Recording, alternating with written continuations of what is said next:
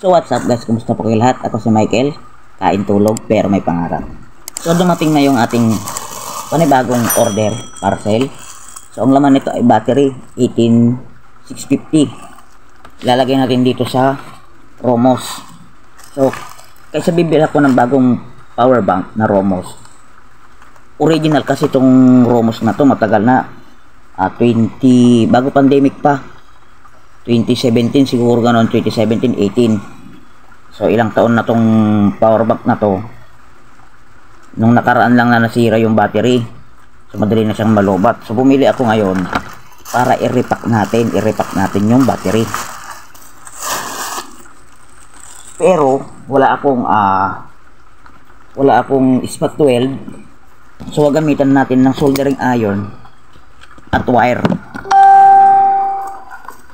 Soldering iron at wire. So habang i-unwrap natin to, isaksak ko na yung soldering iron para uminit na siya, para mapadali yung ating ginagawa. So itong battery na to, hindi to original. Susubukan ko lang kung gagana pa dito. Dahil ang original price ng 18650 ay nasa 100 plus ang isa. So ito ay nabili ko lang mura. Ito siya. So aminin ko hindi ito original na battery. Susubukan ko lang kung gumagana pa tong power bank. Kasi tag-ulan na, panay-panay na naman ang brownout ito sa amin. At saka pag umaalis ako ng bahay, meron tayong magagamit. So ito yung may wagang toolbox natin. Kuha lang tayo ng pangsikwat para dahil wala yung tornilyo. Tapos ito yung mga gagamitin nating wire. Makapal-kapal din to. So pwede na dyan.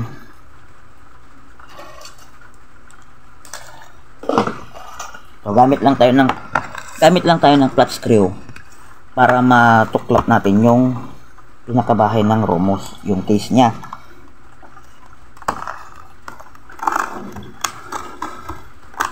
Dalawa yung Romos dito. Ito yung sa kapatid ko dati, luma na, ayaw na niyang gamitin. So kinuha ko. So sa bibili ng bago, mahal din ang original ay ang bago, so i-repack na lang natin. So ito siya, yung battery niya, kulay pink. So dahan-dahanin lang natin. Naku, ano yung nahulog? Mamaya ako ayun, yung pindutan pala nahulog. So tuklapin lang natin to. Yan. Ito nabuksan na. At i-brush natin dahil mayroong mga alikabok, ay may mga sapot-sapot.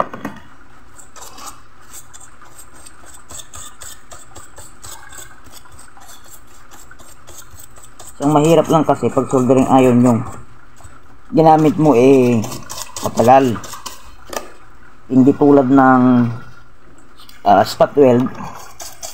Pag nag-repack ka, malinis na, mabilis pa. So kaya naman. So ito yung laman niya, 8. So bumili din ako ng 8 battery. Test po lang natin, hindi ko pa pala na-test kung pare-pareho ba sila ng voltahe.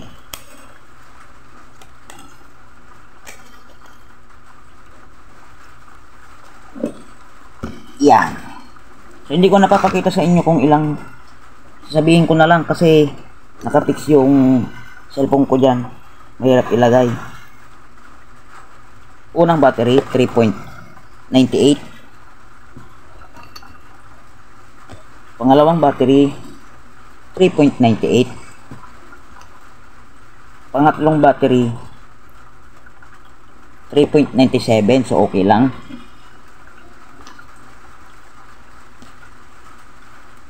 $3.98 pangapat. 3.97 ulit. Pang 5. 3.93.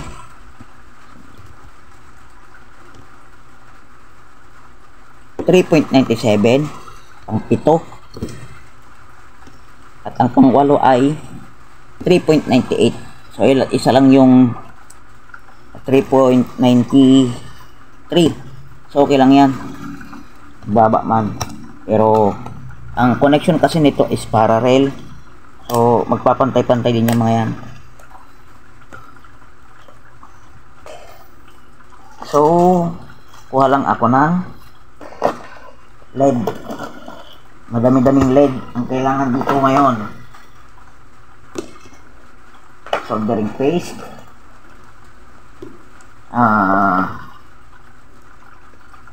Liha. Kailangan natin ng liha. So. Naku, wala akong magaspang na liha.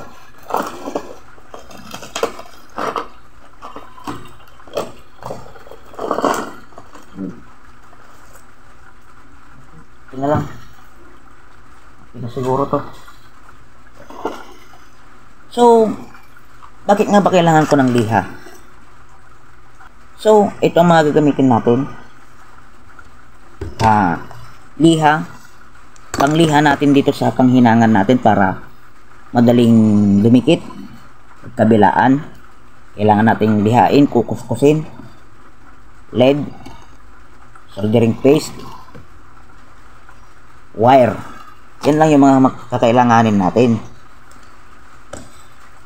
At siyempre, plies, pangputol ng wire. So, habang pinapainit ko yung soldering iron, kikis-kisin ko na itong mga battery.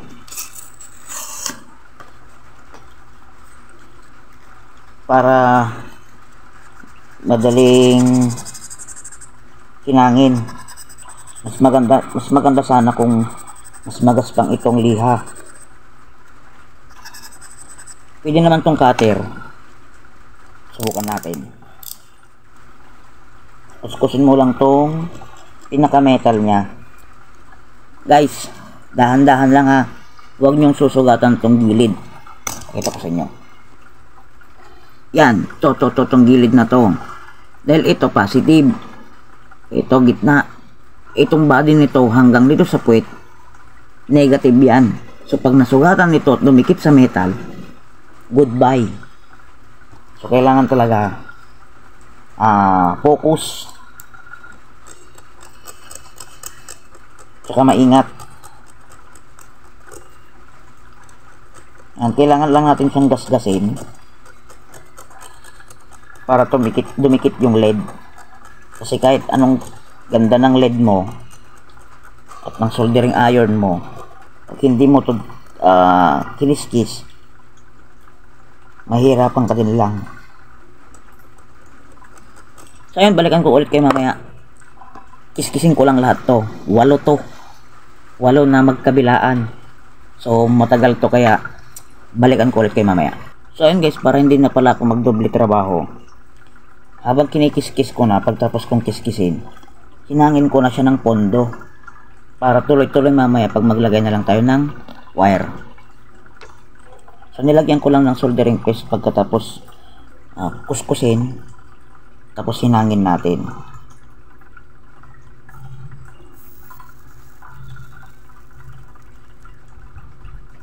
Then ikalat lang natin. Yan. Para madali tayo maghinang, lagyan na natin ng pondo. Yun.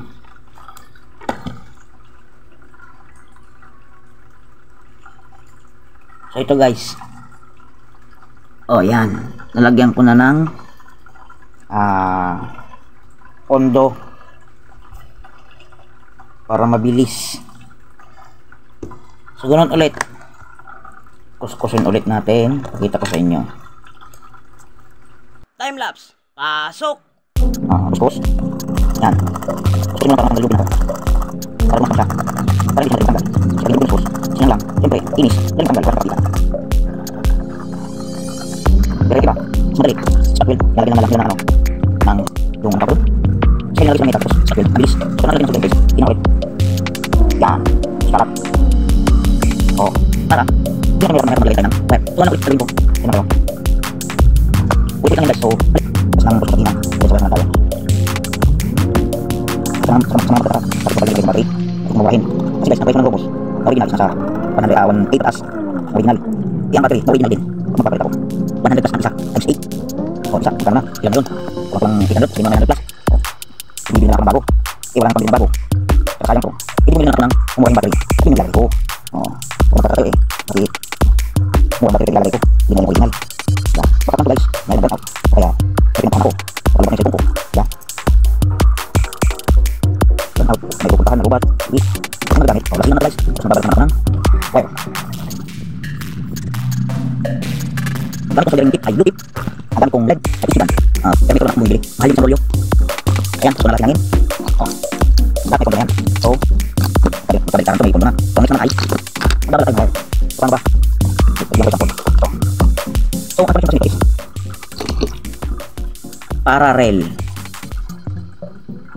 Parallel connection.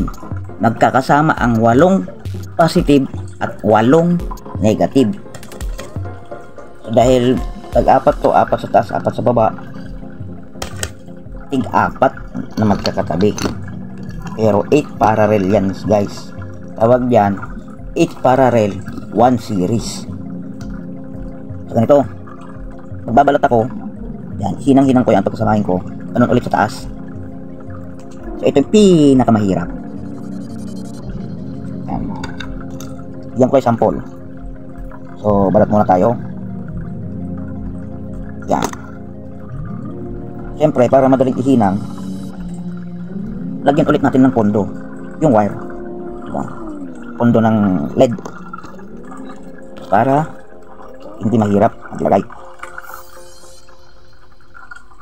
Itong usok na to, wag nyong lalanghapin. Kaya pag naghihinang ako, inhale, tapos hindi na ako humihinga hanggang sa mawala yung usok. Yan. So, ngayon yung positive. O, diba? Pag nahinang ko na siya dyan, babalatan ko naman tong tabi para mahinang yung pangalawa. So, kung nagpalit yung pangatlo, pang-4, pang-5, kailangan mong balatan na hindi ito napuputol. Ganun siya kahirap.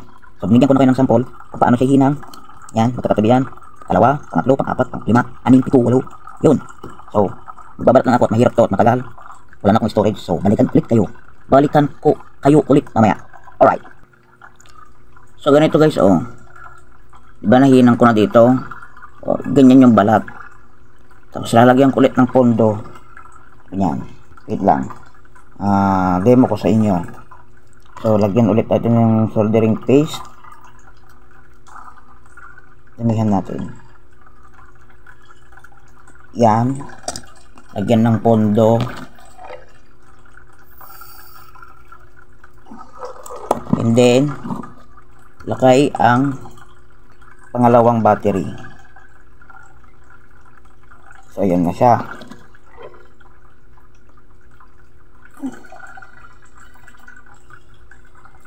Yun. So, ganito yung magiging itsura. Yan. So, 4 ang gagawin kong ganito. Tapos, 4 ulit para magkatabi. And then, saka ko bubuuin. So, dyan muna kayo guys. Dahil matagal-tagal to, promise. So, ito guys, pangalawa na. Ito na yung una. 4. So, tig-4 lang, tapos iparallel ko na lang mamaya. So, ito na yung pang-4. Ay, pang-4. Pangalawa.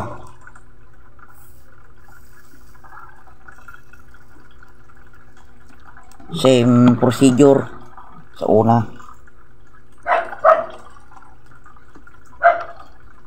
Yan.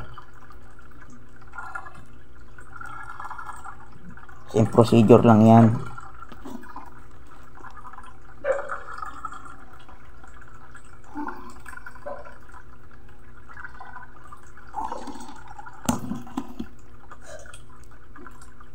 Yan.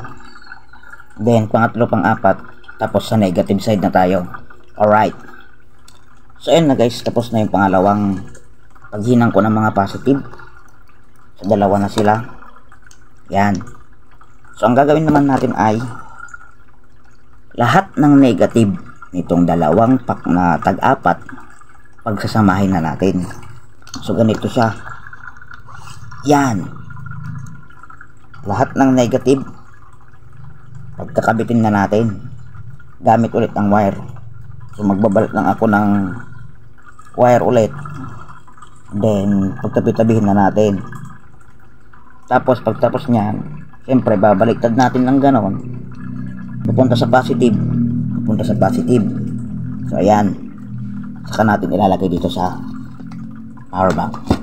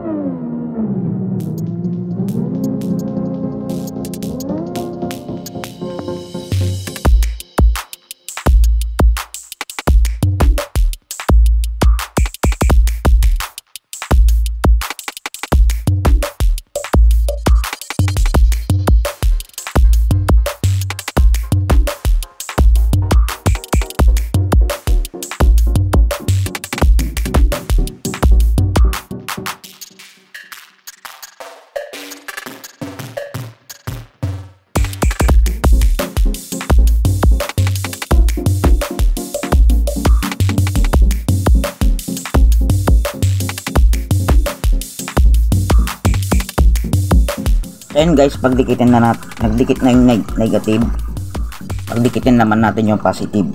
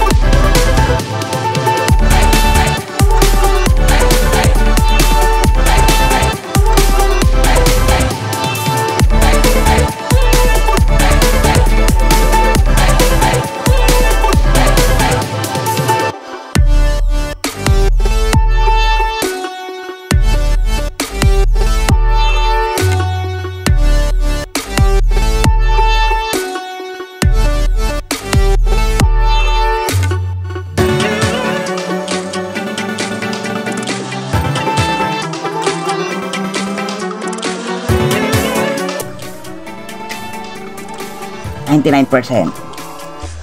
So, okay siya. Ay, sa wakas. So, ito yung bago ngayon. Ito yung luma. So, try natin itakip kung sasara ngayon.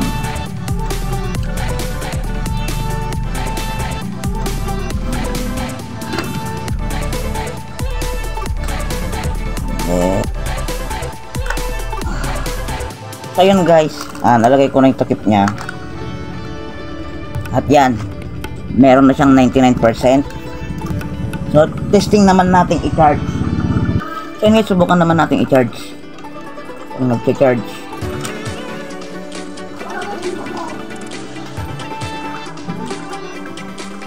Ayun. Nag-charge siya, guys. So, ayos. Success. So, ito yung luma.